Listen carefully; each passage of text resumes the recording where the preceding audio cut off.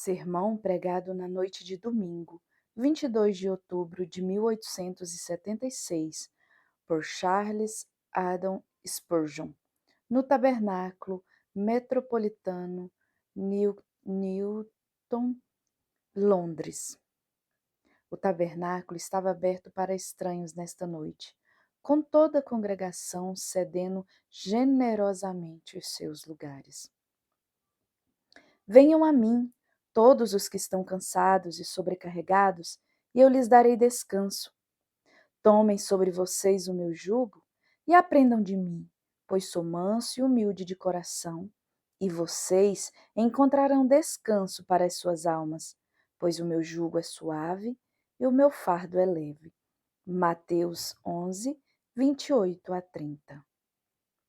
Nosso Senhor estava declarando a doutrina da eleição, agradecendo ao Pai Celeste porque ele havia escolhido pequeninos e passado de lado os sábios e prudentes.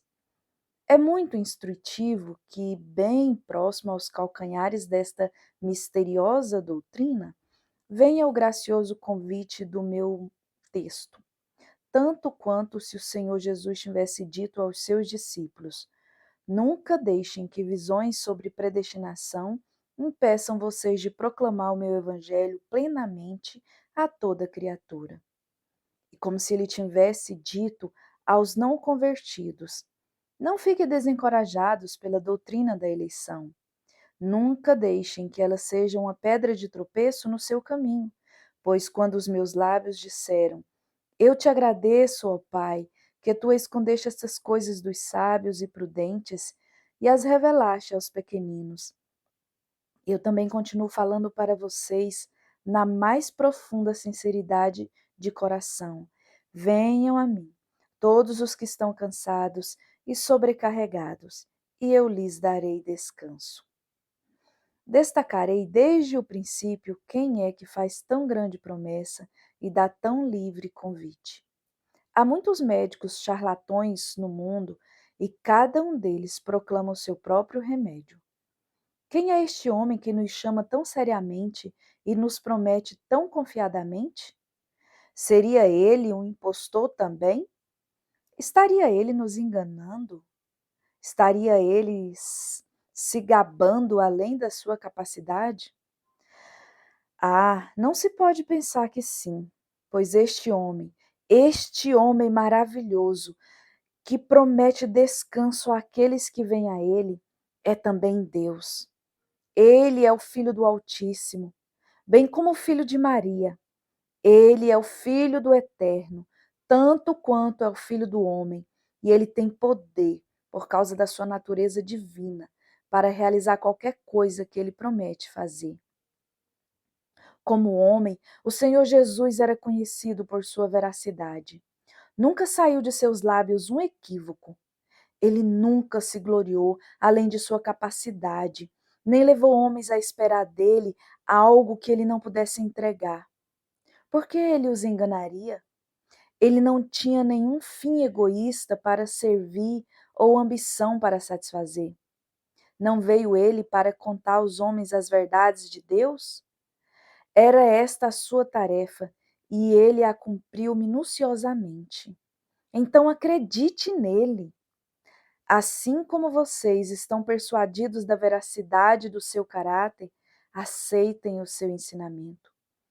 E como vocês creem na sua deidade, se vocês de fato creem, e eu acredito que creem, creiam na sua capacidade de salvar e confiem imediatamente as suas almas às mãos dele. Se ele é um mero impostor, não venha a ele. Mas se de fato você acredita que meu Senhor e Mestre é fiel e verdadeiro, eu imploro a vocês, atendam imediatamente ao seu chamado. Onde ele está agora?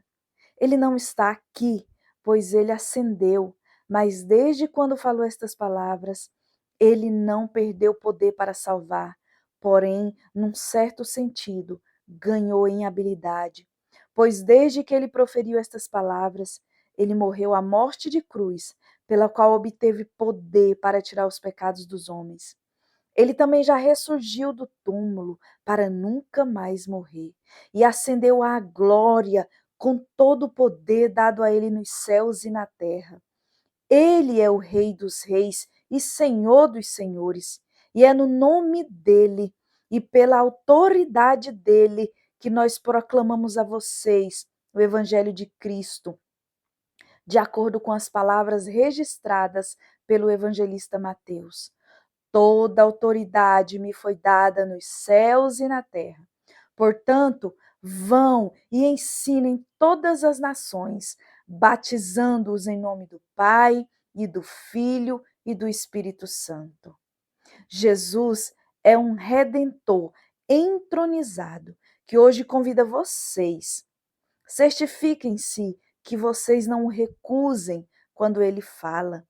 Ele é capaz de salvar definitivamente ao que por meio dele aproximem-se de Deus, pois vive sempre para interceder por eles.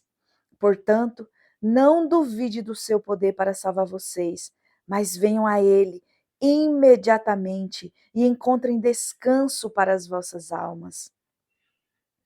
Sendo Jesus o orador e sendo claras tanto sua autoridade como a sua capacidade, nós, agora, dissecaremos as palavras e que Deus nos conceda que, enquanto o fazemos, o Espírito de Deus use cada sílaba e imprima sua verdade nos nossos corações.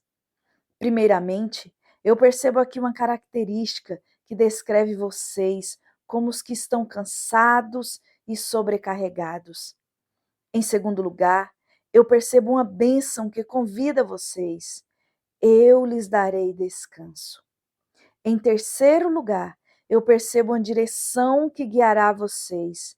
Venham a mim, tomem sobre vocês o meu jugo, aprendam de mim. E em quarto lugar, eu percebo um argumento que eu confio que possa persuadir vocês. Eu sou manso e humilde de coração. Meu jugo é suave e meu fardo é leve. Primeiro, então, aqui está uma característica que, sem dúvida, descreve um número considerável dos que estão reunidos aqui. Todos que estão cansados e sobrecarregados. As palavras parecem dar a entender que havia um grande número de pessoas assim, todos. E de fato, há mesmo, pois cansados e sobrecarregados é a sorte comum dos filhos de Adão.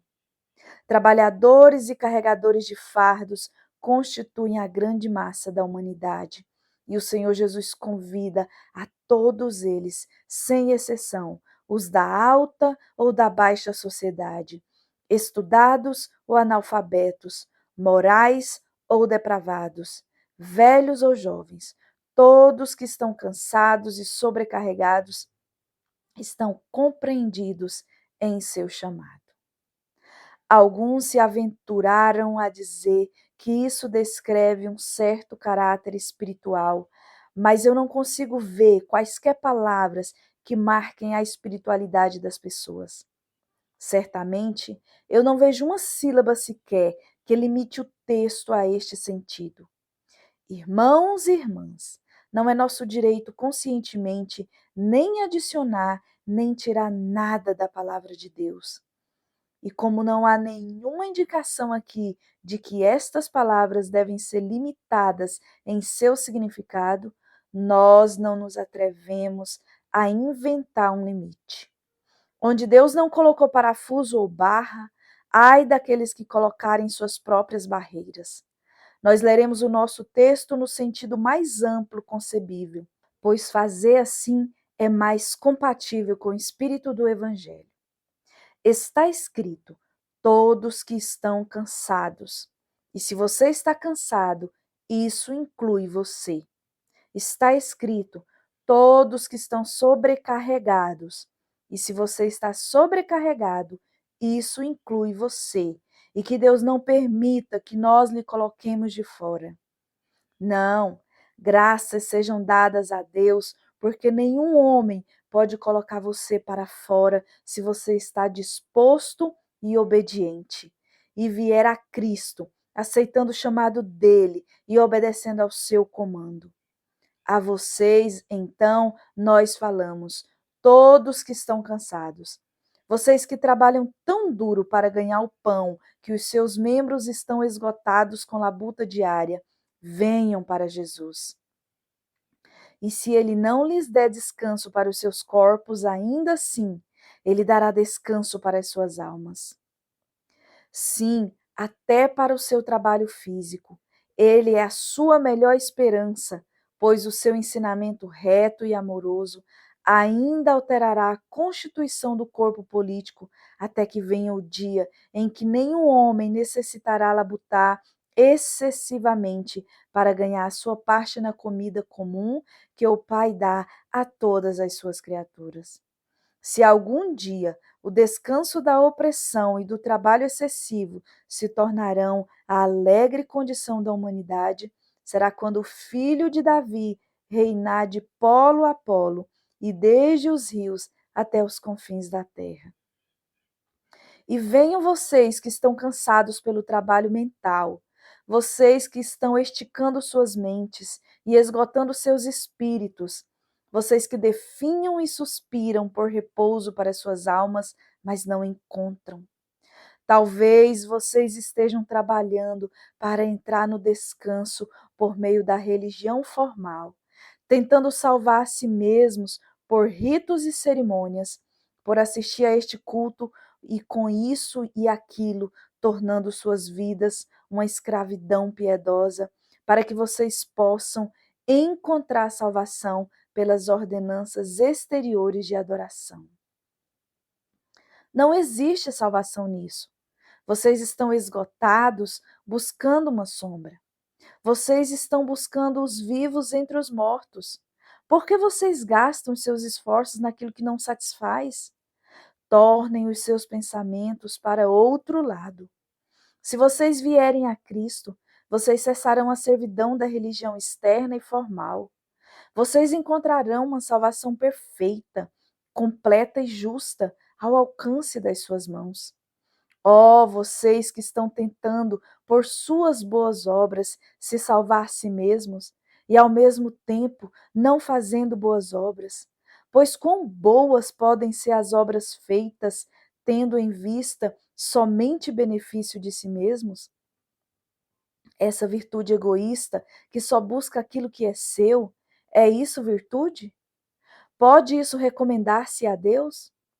Eu sei como vocês gastam os dedos até os ossos para tecer vestes com suas justiças próprias, as quais, se fossem tecidas, não seriam mais substâncias do que teias de aranha e não mais duradouras do que as folhas que caem no outono. Porque vocês não deixam esse trabalho infrutífero? Ó, vocês que esperam por salvação, pelas obras da lei, é a vocês que Jesus fala.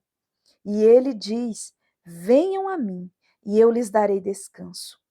E ele pode fazê-lo também. Ele pode imediatamente dar-lhes uma justiça imaculada. Ele pode vestir-lhes da cabeça aos pés com vestes de salvação. Instantaneamente, ele pode dar-lhes ambas estas coisas e assim dar descanso a vocês que estão cansados. Alguns de vocês estão trabalhando atrás de felicidade. Vocês pensam que podem encontrá-la no ganho e no lucro, acumulando os seus pences e suas libras e buscando descanso na abundância da sua amada riqueza. Ah, vocês nunca terão o suficiente até que tenham a Cristo. E quando o tiverem, serão cheios completamente. Contentamento é a joia peculiar dos amados do Senhor Jesus. Todas as índias não poderiam preencher um coração humano. A alma é insaciável até que encontre o Salvador. Então, ela recosta sobre o seu peito e entra na paz perfeita. Talvez você, jovem, esteja trabalhando atrás da fama. Você despreza o ouro, mas aspira a obter um grande nome.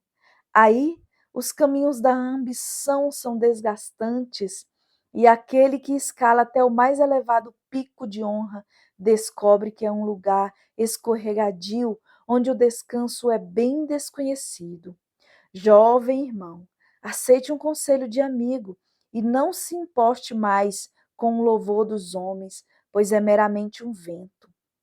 Se for ascender a um grande nome, torne-se um cristão, pois o nome de Cristo é o nome sobre todo nome, e sublime alegria é estar escondido debaixo dele e ser por ele ofuscado. Cristo não lhe fará grande entre os homens, mas ele lhe fará tão pequeno em sua própria estima, que o lugar mais baixo à mesa dele mais do que lhe satisfará. Ele lhe dará descanso daquele sonho delirante de ambição e ainda assim incendiará você com uma ambição mais alta do que nunca. Você está trabalhando em busca do quê? É em busca de conhecimento? Eu lhe parabenizo.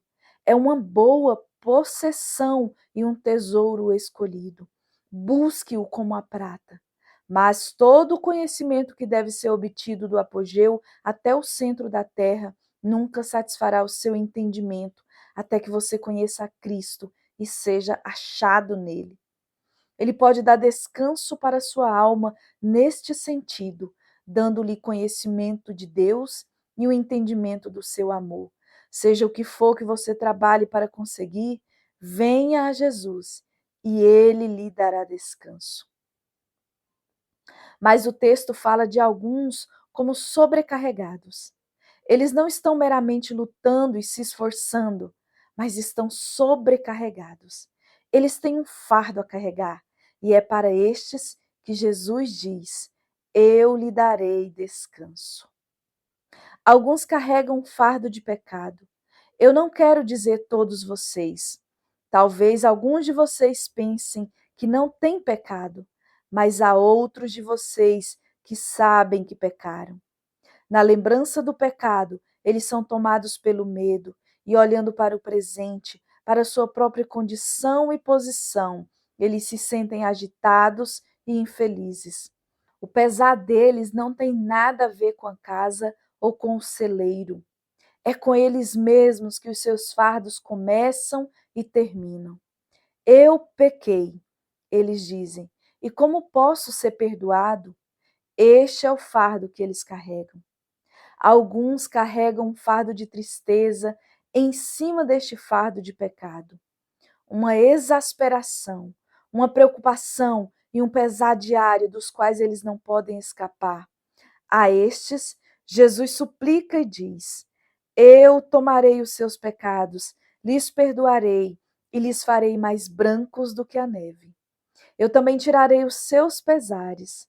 Ou, se a tristeza habita com vocês, eu lhes farei tão contentes em suportá-la que vocês agradecerão a Deus pela cruz que vocês carregam e se gloriarão na sua enfermidade, porque o poder de Cristo, de fato, repousa sobre vocês. Sobrecarregados, então, com pecado ou tristeza, venham para Jesus e ele lhes dará descanso. Ou, possivelmente, o fardo pode ser o cuidado diário. Você clama continuamente: o que comerei? O que beberei? Com que serei vestido? Oh, que corações pesados percorrem nossas ruas! Quantos são insuficientemente alimentados e escassamente vestidos? Quantas miríades vão para Shepis infelizes, porque não veem provisão para as suas necessidades mais básicas. A estes mesmo, Jesus diz: Venham a mim e eu lhes darei descanso. Ele ensina a doce arte de lançar nossas ansiedades sobre ele, que tem cuidado de nós. Ele nos mostra que nem só de pão vive o homem, mas de toda a palavra que procede da boca de Deus. Ele tem uma maneira de nos fazer contentes com pouco, até um jantar de ervas, com a sua graça para temperá-las, se torna maior iguaria do que o boi cevado do homem rico. Venham a ele, vocês que são atingidos pela pobreza, e ele lhes ensinará a ciência de se alegrarem e regozijarem em todas as circunstâncias. Até mesmo num chalé com escasso conforto, ele lhes dará descanso e verdadeiras riquezas. Ou o fardo pode ser aquele da dúvida. Pode ser que você se sinta como se não pudesse acreditar em nada e que não tem certeza de coisa alguma. Este também é um esmagador fardo para um espírito pensativo. Eu também sei o que isso significa, pois eu já vi as firmes montanhas da minha juventude serem movidas dos seus fundamentos e serem lançadas no mar de questionamento. Eu também fui carregado de dificuldades e ceticismo. Deste fardo eu sou liberto, pois naquele dia em que eu criei em Jesus, o homem, o Deus, e lancei-me a seus queridos pés para ser seu servo e crer nas suas palavras e confiar nele. Então a terra cambaleante se firmou e o céu não mais fugiu. Eu vi Jesus e nele encontrei um mastro de fé, a base da crença. Creia em Jesus e você irá de encontro a um descanso bendito para a mente e pensamento tal que a terra não pode pagar em nenhum outro lugar. Um descanso que será o prelúdio para o descanso eterno no céu, onde se conhece como se é conhecido. Então Jesus clama em alta voz hoje à noite a vocês que estão cansados e a vocês que estão sobrecarregados com fardos poderosos. Ele clama e eu imploro que vocês considerem o clamor. Está cansado da vida, jovem? Cristo lhe dará uma nova vida e lhe ensinará como regozijar sempre nele. Está decepcionado? O mundo lhe deu um tapa no rosto onde você buscava um beijo? Venha para o meu Senhor, ele lhe dará novas esperanças que nunca serão desapontadas, porque quem crê nele não será envergonhado. Mundos sem fim. Você está exasperado com os outros e, acima de tudo, consigo mesmo? Jesus pode ensinar-lhe a amar e acalmá-lo novamente. Alguém lhe assedia e zomba de você dia após dia? Venha para o meu mestre, e as importunações do mundo não mais lhe afligirão. Você considerará que essas leves aflições, que são apenas por um momento, não são dignas de serem comparadas com a glória que está para ser revelada em você. Você se desespera? Está preparado para se lançar fora? Você deseja que não houvesse o depois? E se você tivesse certeza de que não há, você apressadamente providenciaria a sua própria morte? Você menosprezaria sua alma e acabaria com esta vida mortal de uma vez? Ah, não faça isso. Há dias melhores diante de você, desde que Jesus tenha lhe encontrado, e uma nova vida começará se você vier ao meu mestre e sentar-se a seus pés. Eu lhe darei um hino para você cantar e que se tornará mais doce a cada dia que você viver. Dia feliz, quando Jesus lavou os meus pecados. Ele me ensinou como vigiar e orar e viver regozijando todo dia. Dia feliz, quando Jesus lavou os meus pecados. Eu já falei o suficiente sobre a característica que eu creio compreende muitos aqui, todos que estão cansados e sobrecarregados. Eu bem sei que isso me descreveu bem um dia e quão feliz eu fiquei de responder ao chamado do texto. Agora, em segundo lugar, o texto fala de uma bênção que os convida. Venham a mim, Jesus diz, e eu lhes darei descanso. Descanso, descanso, descanso. Eu poderia continuar batendo neste sino de prata a noite toda. Descanso, descanso, descanso. Vocês, cavalheiros da Inglaterra, que vivem em casa, em paz, vocês pouco conhecem a música desta palavra. os filhos da luta, os marinheiros lançados ao mar, os guerreiros na batalha, os homens que trabalham nas profundezas das minas. Estes sabem quão doce esta música soa. Descanso, descanso, descanso. Descanso para o corpo desgastado. É o emblema exterior da bênção interior que Jesus levanta. Esta noite, diante dos olhos de todas as almas cansadas e sobrecarregadas. Descanso, descanso que Ele dará imediatamente. Descanso para a consciência. A consciência lançada para lá e para cá, debaixo de uma convicção de pecado, não tem paz.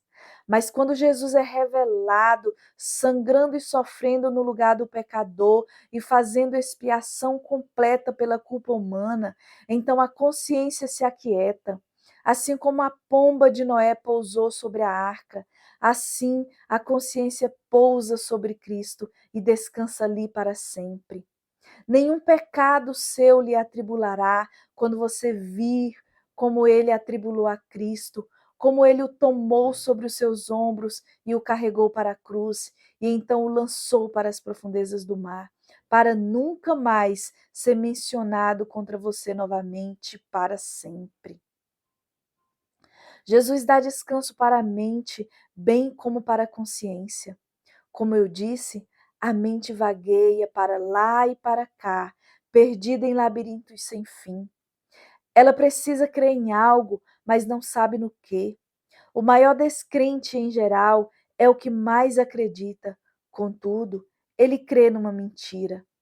Incredulidade e credulidade são estranhamente correlatas, pois aquele que não acredita em Deus geralmente acredita em si mesmo ou acredita em qualquer coisa que seus sonhos possam formar. Mas aquele que toma Cristo e descansa, encontra a sua mente não mais perturbada. Seus pensamentos descansam, seu juízo é satisfeito e seu cérebro é acalmado. Descanso para o coração também é dado por Jesus. Há espíritos especiais e sensíveis neste mundo que necessitam, acima de todas as coisas, de alguma coisa para amar. Estes frequentemente escolhem um objeto terreno e se inclinam sobre aquele junco até que ele se quebra e se transforma numa lança penetrante. Corações que suspiram por amor, eis aqui um amado para vocês, que vocês podem amar o quanto quiserem ou puderem e ainda assim nunca serem culpados de idolatria ou jamais encontrarão traição. Coração partido, ele curará você. Terno coração, ele deleitará você. O amor de Jesus é vinho dos céus, e quem bebe dele é cheio de sublime alegria. Jesus pode dar descanso ao coração palpitante. Vocês, filhos da desolação, se apressem para cá. Filhas da desilusão, aproximem-se ao som deste chamado. Jesus também pode dar descanso às suas energias. Vocês, cuja força incessante busca um campo digno de trabalho, vocês inquirem: o que buscaremos? Vocês querem estar de pé e fazer algo, mas não encontram um objeto digno de vocês. Mas se você seguir Jesus e no amor a Deus e no amor aos homens, lançar fora o egoísmo, desejando somente ser obediente à vontade do grande Pai e trazer o seu próximo a um estado de graça, então você encontrará uma vida nobre e serena. Se vocês estiverem dispostos a entregar suas próprias vidas para a glória de Deus, como Jesus fez, pois vocês não podem ser seus discípulos se não o fizerem. Então vocês encontrarão descanso perfeito para as suas almas. Quanto aos seus medos e previsões com que agora são atribulados, Jesus os transformará em esperança de glória sem fim. Premonições escuras de um futuro, vocês não sabem quais. O som de um terrível mar, cuja maré bate sobre uma costa invisível e cujos vapores ressoam com o som de tempestade e eterna tormenta. De tudo isto, vocês serão libertos. Jesus lhes dará descanso de todo medo. Se vocês vierem a Jesus, vocês obterão descanso em todos os sentidos. O descanso de toda a sua humanidade, descanso tal que lhes livrará de todos os seus fardos e lhes acalmará de todas as suas lutas. Este é o descanso que Jesus lhe promete. Ai de mim, alguém clama, eu desejo conseguir descanso. Isso é algo necessário para mim. Então, eu seria forte e feliz, minha mente se tornaria clara e eu seria capaz de lutar a batalha da vida, se ao menos eu pudesse obter descanso. Sim, mas você não pode obter descanso a menos que venha para Cristo. Nem o próprio céu pode lhe dar paz à parte de Cristo. Tampouco o sono profundo do túmulo lhe descansará, a menos que você adormeça nele. Descanso. Nem céus, nem terra, nem mar, nem o Hades, nenhum deles pode lhe dar nenhum traço de descanso, até que você venha ao Deus encarnado, Cristo Jesus, e se prostre aos seus pés. Então, vocês encontrarão descanso para as suas almas, mas não antes disso. Terceiro, isso me leva a seguir a dizer que o texto apresenta uma direção para guiar cada alma cansada e sobrecarregada na busca por descanso. Eu me certificarei de que tenho a sua profunda atenção a estas instruções que Jesus dá, pois todos vocês precisam encontrar descanso. Oh, que o Espírito Divino agora guie vocês para o caminho de paz. Se vocês seguirem as instruções do nosso Senhor e não encontrarem descanso, então a sua palavra não é verdadeira. Mas a sua palavra é verdadeira. Eu lhes convido a prová-la e lhes exorto a imediatamente aceitarem sua orientação e liderança.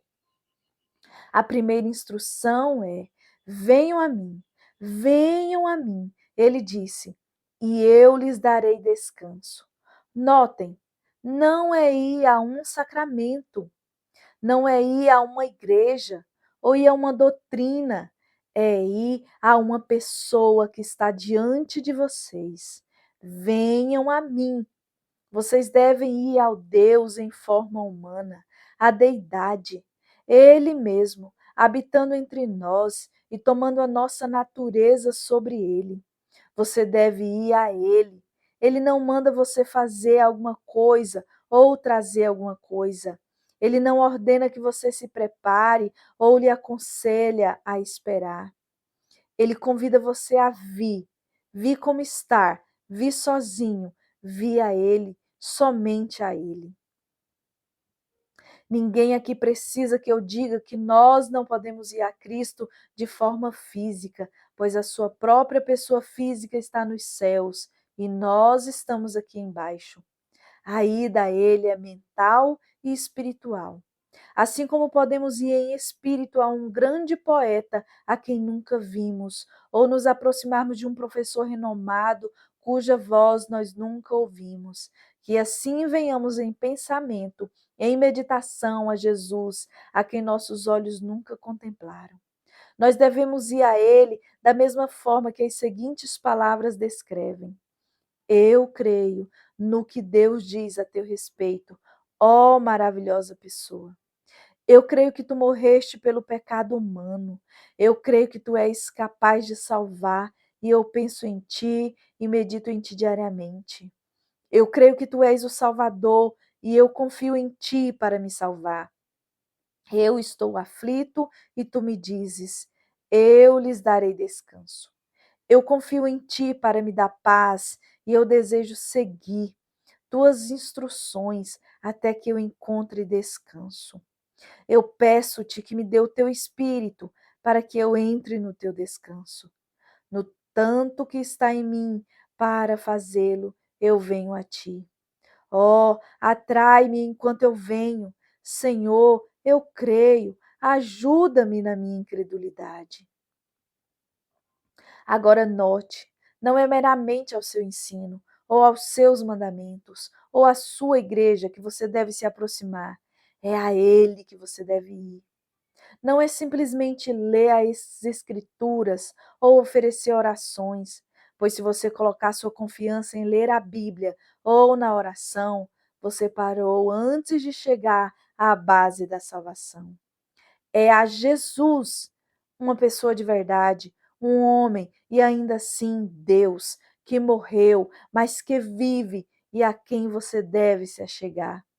Você deve confiar nele. Quanto mais você sabe dele por meio da leitura da sua palavra, tanto mais você será capaz de vir. Mas ainda assim, não é a leitura bíblica, nem a oração, nem o comparecer à capela, nem o comparecer à igreja, nem qualquer outra coisa que você possa fazer que salvará você, a menos que você venha a Ele. E isto é o que você pode fazer se você está no amor, onde o sino do domingo nunca soa. E isto é o que você pode fazer num deserto onde não há reuniões do povo de Deus. E isto você pode fazer no leito de dor quando você não consegue sequer mover um membro. Você pode ir a Jesus pela ajuda do seu bendito Espírito e você pode dizer: Senhor, eu creio em ti. Essa é a primeira coisa. Venham a mim e eu lhes darei descanso. O próximo comando de Jesus é: tomem sobre vocês o meu jugo. Venham e então tomem. Isto quer dizer, nenhum homem é salvo por meramente confiar-se a Cristo, a menos que esta confiança seja de maneira viva e prática. Às vezes eu explico isto ao meu povo, como eu explicarei a vocês. Um médico renomado visita você quando você está muito doente e ele lhe diz: Você confia em mim? Você responde: Sim, Senhor, completamente. Bem, ele diz: Se você confia em mim completamente e entrega o seu caso às minhas mãos, eu creio que posso levá-lo a vencer esta enfermidade. Você o assegura da sua fé nele e então ele começa a lhe questionar: O que você come? Com a resposta, o médico levanta as mãos, horrorizado, e ele exclama: Ora, meu bom homem, você come exatamente aquilo que alimenta a sua doença. Você não pode tocar nisto, não importa o quanto goste. Você deve comer algo mais simples e ter uma dieta que não lhe faça mal. Então ele diz: Eu lhe enviarei um remédio que você tomará a cada 3 horas, de acordo com a receita. Você tem certeza de que confia em mim? Sim, diz o paciente. Então tudo ficará bem. O médico volta depois de alguns dias e diz: Você parece estar pior, meu amigo. Temo que a sua doença tenha se apoderado mais fortemente de você do que antes. Eu não entendo como as coisas tomaram essa direção. Você está confiando em mim? Sim, doutor, confiando no Senhor totalmente. Bem, e o que você tem comido? E então você começa a contar para ele o que você tem comido, simplesmente tudo o que você comia antes, e que você quebrou todas as regras dele quanto à comida. Agora ele diz: Eu vejo porque você está pior. Você não está confiando em mim. Você tem tomado o meu remédio regularmente? Ele olha para o frasco sobre a mesa. Ora, você não tomou sequer uma única dose. Não, senhor, eu provei e não gostei, então deixei para lá. Como pode ser isto? Diz o médico, muito entristecido. Meu amigo, você disse que confiava em mim cegamente. Sim, senhor, eu confio. Mas eu digo que você não confia. Ele diz, e eu deixarei você. Eu insisto que não serei responsável pela sua saúde se você zomba de mim com uma fé tão fingida. Se você acreditasse em mim, você teria feito como eu mandei. Agora, Jesus Cristo nunca me enviou, ou a qualquer outro ministro, a pregar a vocês dizendo: apenas creiam e vivam como quiser, e ainda seja salvo. Tal pregação seria uma mentira.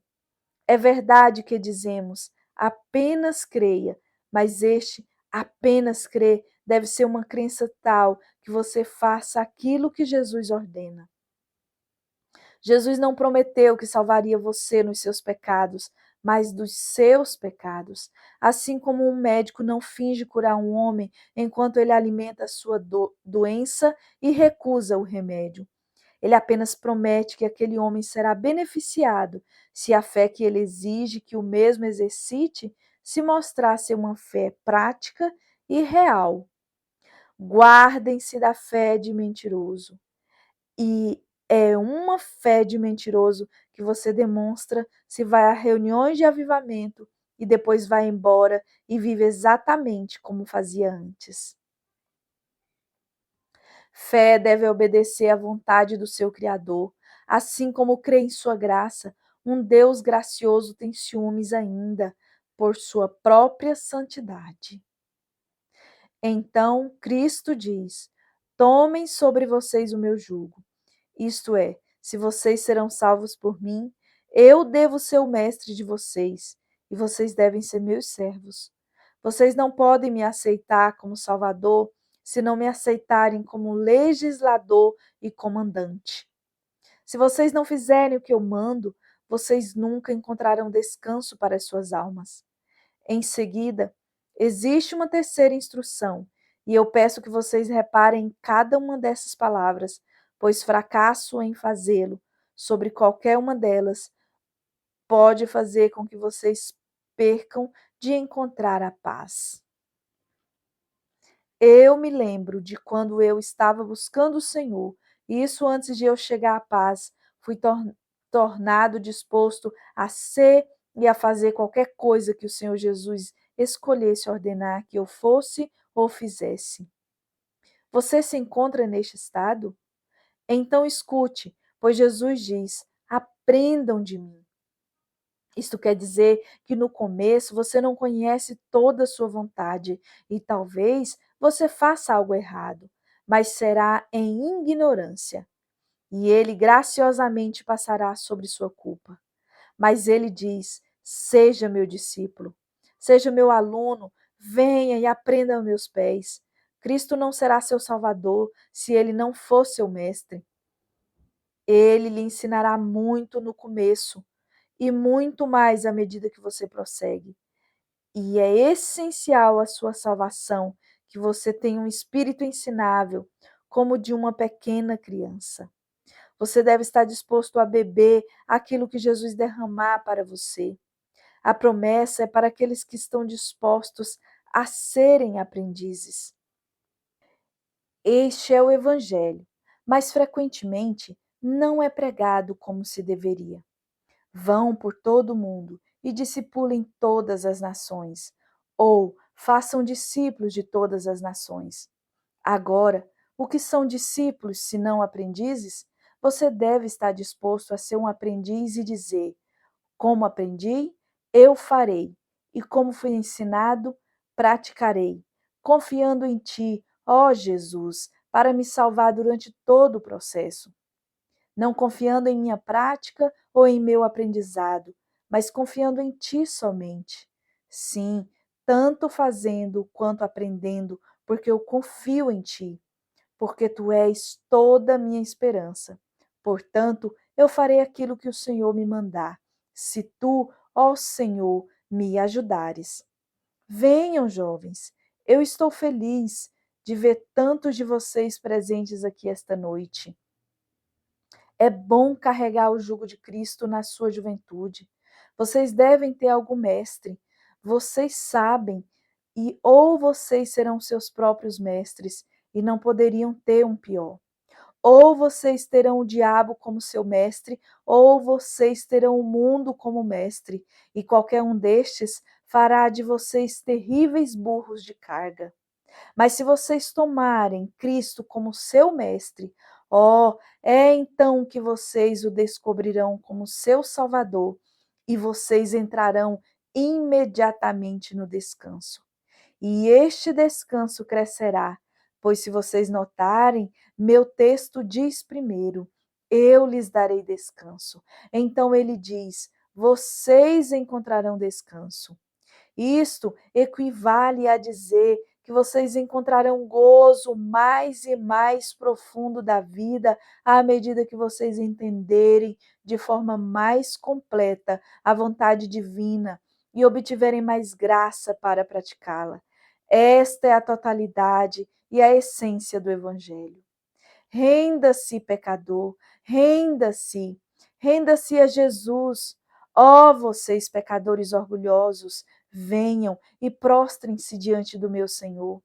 Abaixo as suas armas da rebelião, abaixem a crista do seu orgulho, desatem as armaduras da autoglorificação e digam: Jesus, Mestre, tão somente me salva da culpa e do poder do pecado, e eu te bendirei para sempre, e regozijarei em obedecer-te enquanto eu viver. Agora, o que eu disse não é ficção minha, eu não alterei as condições do meu mestre, nem importei coisa alguma para o texto que não esteja lá. Ali está. Venham a mim, tomem o meu jugo sobre vocês e aprendam de mim. Agora, em quarto, a última coisa, eu não lhe deterei por muito mais tempo. É o argumento a persuadir-lhes a fazer estas coisas. O argumento é este. Primeiro, o mestre a quem vocês devem servir é manso e humilde de coração. Eu confesso que há homens às quais eu não poderia servir. Eles são orgulhosos, austeros, dominadores. Alguém poderia comer a carne dos próprios ossos, a servir tais tiranos. Houve despotas no mundo às quais servir era uma degradação.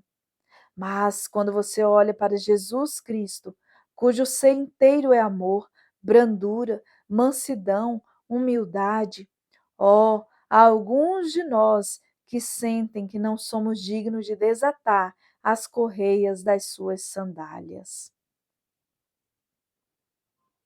Nós nos consideraríamos no céu se nos fosse permitido beijar os seus pés ou lavá-los com as nossas lágrimas, porque ele é tão glorioso que a sua beleza nos atrai a ele. Ele nos segura enfeitiçados por seu maravilhoso caráter, e nós não consideramos escravidão, mas perfeita liberdade carregar o seu jugo e a sua cruz. Vocês nunca ouviram como ele foi servido pelos seus discípulos? Ora, eles entregaram suas vidas por ele com alegria. Que o alçapão de Bonner e a torre de Lollards e as estacas erigidas em Smithfield contêm como os homens o amaram. Eles o amaram tanto que cantaram na escuridão da masmorra e a iluminaram com as suas alegrias. Eles bateram palmas nas chamas, felizes em serem consumidos, para que pudessem ser testemunho para ele. Vocês nunca ouviram sobre o velho Policarpo, quando mandaram que ele negasse o seu mestre, e ele disse: por 86 anos eu o servi, e ele nunca me fez um desprazer. Como poderia eu agora blasfemar contra o meu rei que me salvou? Oh, ele gerou tanto entusiasmo em seus seguidores que nem as grades de Saint Laurence, nem os touros selvagens de Blandina puderam impedir que os santos glorificassem o seu nome. Eles teriam atravessado o próprio inferno para servi-lo, se fosse possível. O amor dele teve tal poder sobre eles que qualquer coisa que tenhamos que sofrer por ele, ele sofre conosco. Alexandre o Grande foi um grande mestre de homens e uma das razões pelas quais os soldados dele o amavam com tanto entusiasmo era porque se eles estivessem numa longa marcha, Alexandre não ia montado, mas marchava no calor e na poeira com os soldados comuns. E quando o dia estava quente e eles levavam água para sua majestade, ele a colocava de lado e dizia: os soldados doentes precisam mais dela do que eu. Eu não beberei até que todo soldado tenha bebido um gole. Assim é com Cristo. Em todas as nossas aflições, ele é afligido e ele não terá alegria enquanto ele não der alegria ao seu povo. Sim, ele fez mais do que Alexandre, pois ele se esvaziou de todas as suas glórias e a si mesmo se entregou para morrer na cruz. Consumou a redenção do seu povo com suas próprias agonias. Quem não seguiria aquele cujas pegadas mostram que ele foi crucificado em favor dos seus seguidores? Quem não se ajuntaria sob a sua bandeira quando vê que sua mão que a segura foi furada com pregos para nos redimir do inferno? Para qual dos seus discípulos ele alguma vez olhou com dureza? Qual dos seus redimidos ele alguma vez lançou fora?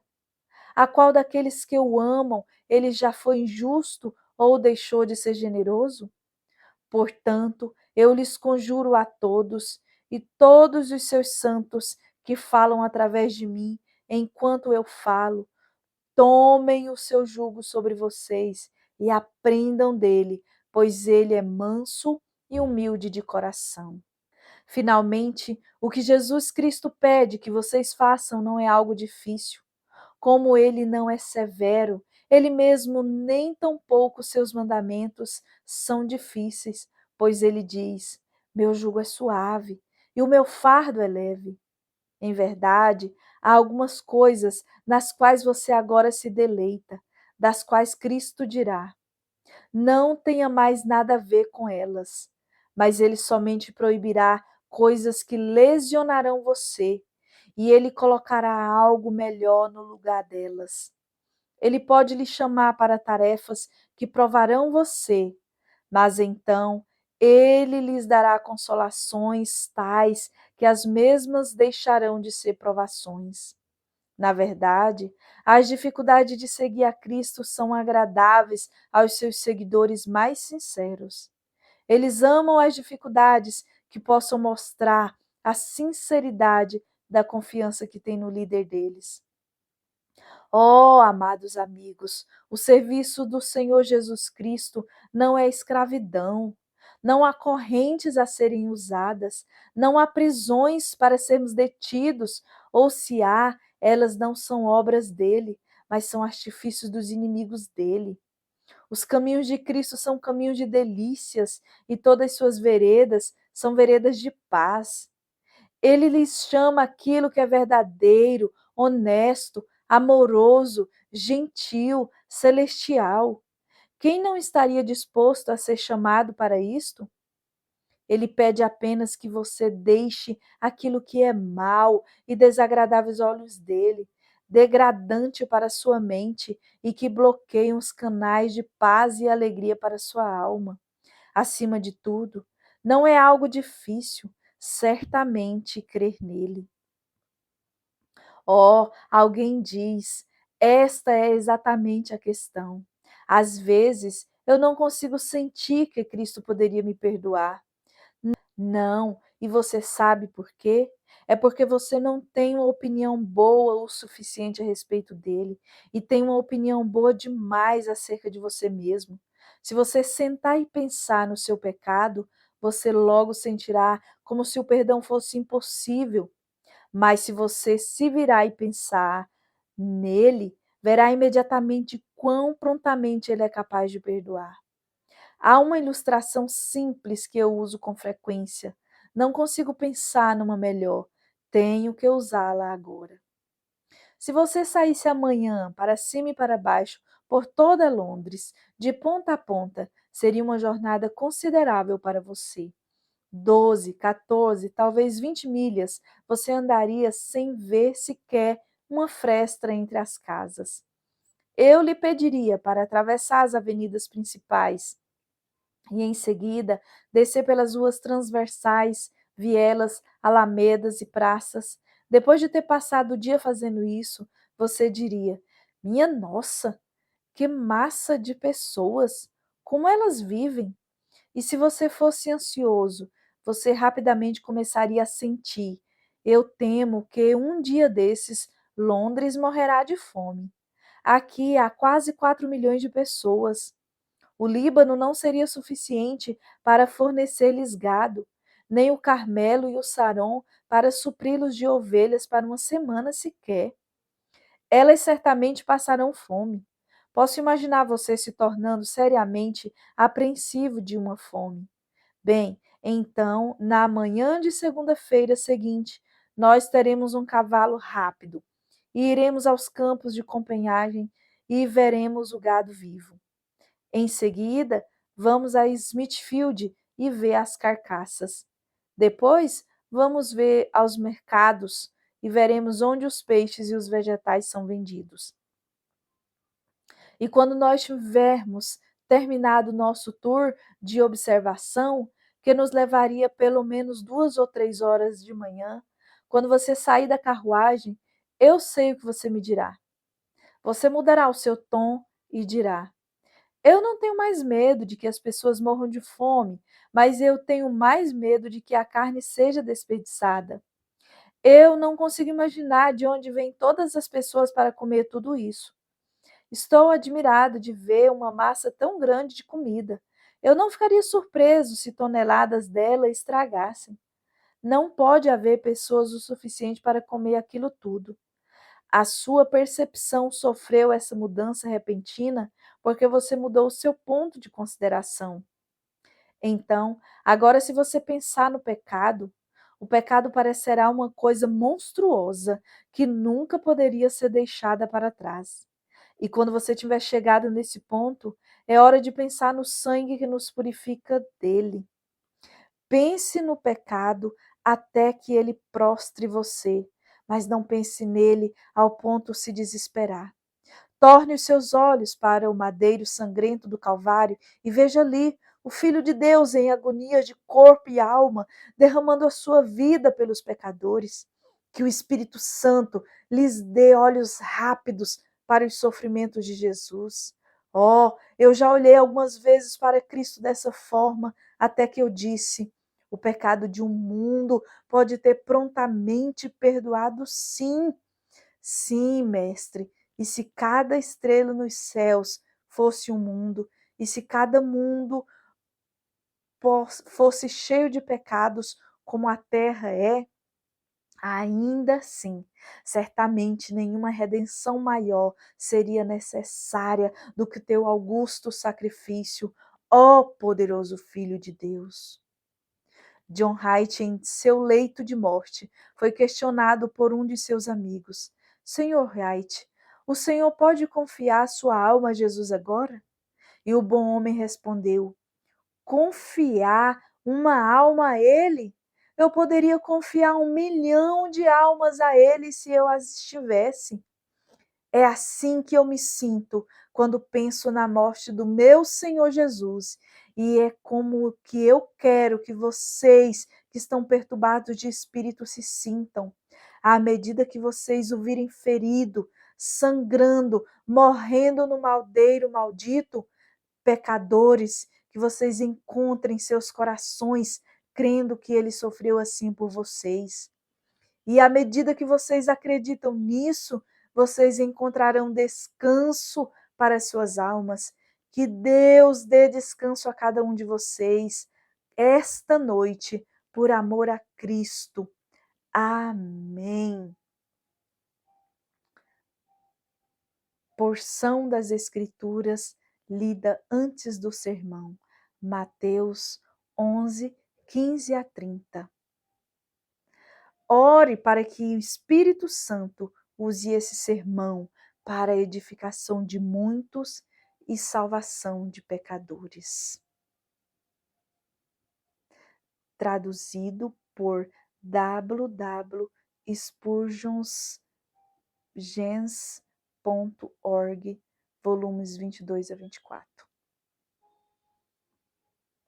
Projeto Spurgeon, proclamando a Cristo crucificado. Narrado por Márcia Gomes de Vasconcelos Santos, no canal Márcia Gomes Rosas do Deserto. Continue no canal, tem muito conteúdo bom. Aproveite e se inscreva, se não é inscrito. Ative as notificações para ficar por dentro de mais novidades. Até o nosso próximo encontro.